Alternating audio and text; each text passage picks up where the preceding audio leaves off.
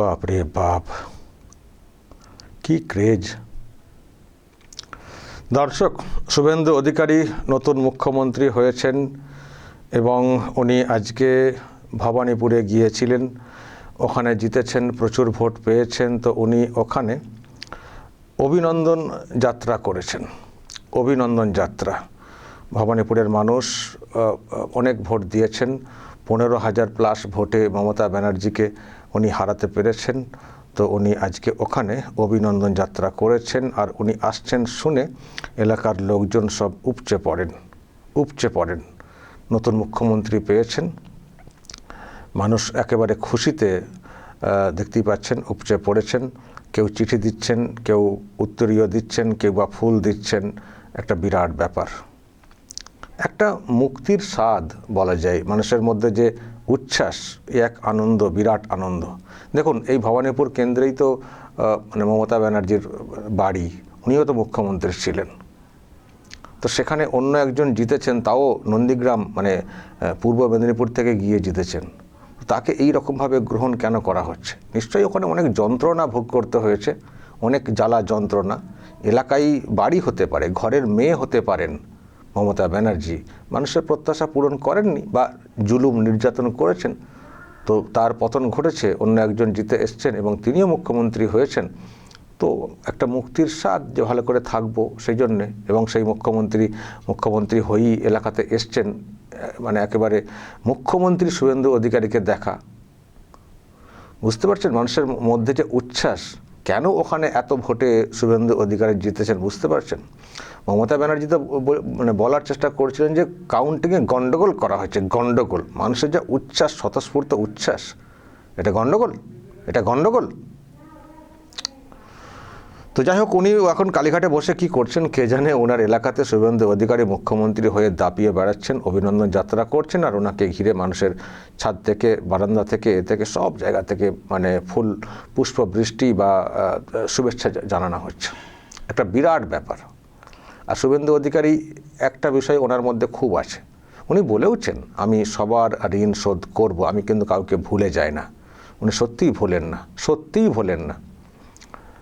উনি নন্দীগ্রাম তো ছাড়লেন, যেহেতু দুই জায়গায় এমএলএ থাকা যায় না, কিন্তু উনি বলেছেন আমি থাকি, এমএলএ থাকি বা না থাকি, নন্দীগ্রামকে আমি ভুলবো না, আমি কারো ঋণ ভুলবো না। তো ভবানীপুরে জিতেছেন মানে কি, জিতে গেছি, মুখ্যমন্ত্রী হয়ে গেছি, ব্যাস আর যাবো না ভবানীপুরে। চলে এসছেন, আজকে শপথ হয়েছে বিধানসভাতে, আজকেই শপথ হয়েছে। মানে আজকের আগে পর্যন্ত জানা যাচ্ছিল না, মানে অনেকে জানতে পারছিলেন না, আমি জানতাম, আমি বলেওছি যে ভবানীপুরের এমএলএ থাকছেন উনি, নন্দীগ্রাম ছাড়ছেন। কিন্তু আজকে অফিসিয়ালি হলো, ভবানীপুরের এমএলএ হিসেবে শপথ নিয়েছেন, তারপরেই চলে এসছেন এলাকার মানুষের সঙ্গে সাক্ষাৎ করতে এবং অভিনন্দন যাত্রা যেটা বলছিলাম, চলে এসছেন। এবং উনি বলেওছেন আগে যে আমি এখানে এমএলএ কার্যালয় করব, আর এখানে যা সব চলে, সিন্ডিকেট রাজ, তোলাবাজি, জুলুমবাজি, সব একেবারে দামি ফিনাইল ব্লিচিং নিয়ে সব পরিষ্কার করব বলেছেন। আর যত উনি এখানে থাকবেন, এইসব করবেন, তত ওই কালীঘাটে টালির চালার নিচে বসে ডুকরে উনি কাঁদবেন, আর ভাইপোও নিশ্চয়ই চিন্তায় পড়বেন যে কি হয়ে গেল, আমাদের কি গড় ছিল, কি সাম্রাজ্য ছিল, আমাদের দিকে কেউ তাকাতে পারতেন না, সহজে তাকাতেও ভয় খেতেন। আর সেখানে দাপিয়ে বেড়াচ্ছেন সেই শুভেন্দু, যার সম্পর্কে কত কি বলেছি, 16টা লোক নিয়ে আসেন, এলাকার লোক নেই, এই নেই সেই নেই, ভোটে তো প্রমাণ হয়েছে, আবার মিছিল করছেন, আবার সেখানে এত লোকও উপচে পড়ছে, হাই কি হলো। নিশ্চয়ই ভাবছেন এইসব সহ্য, মানে এইসব ওনাদের কাছে বিরাটই অসহ্যের, এইসব সহ্য করা কিন্তু খুব মুশকিল, যেটা আমি কোথাও ফিল করছি।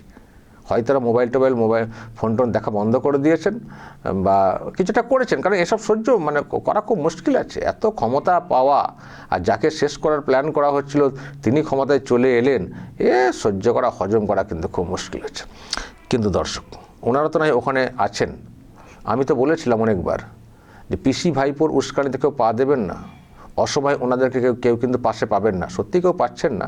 যেসব গণ্ডগোলের খবর ওনারাই বলছেন, ওই বসে কালীঘাটের শান্তিনিকেতন বিল্ডিংয়ে বসে বলছেন, বাইরে কিন্তু ওনারা বের হচ্ছেন না। আর অভিষেকের বাড়ির সামনে তো শুনছি অনেকে হিসি করে দিচ্ছেন,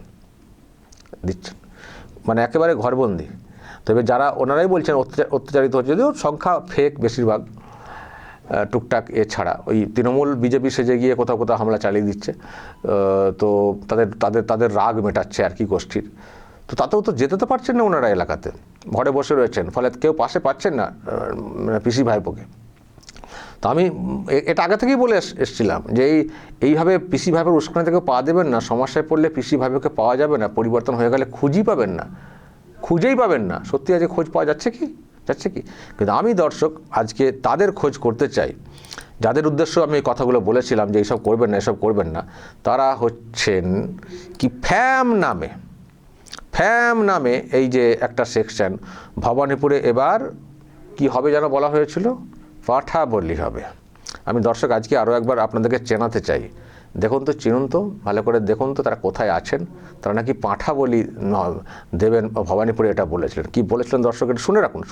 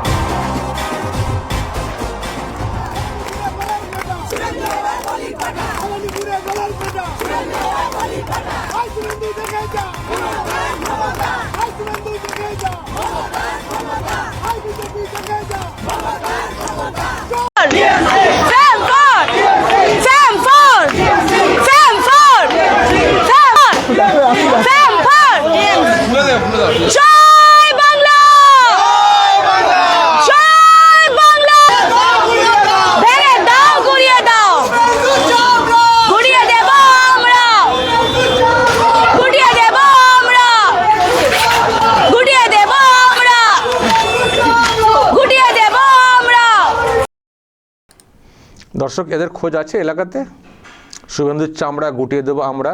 তারা এখন কোথায় গুটিয়ে রয়েছেন একটু খোঁজ খবর রাখছেন কি? এটা সব কোথায় আছেন?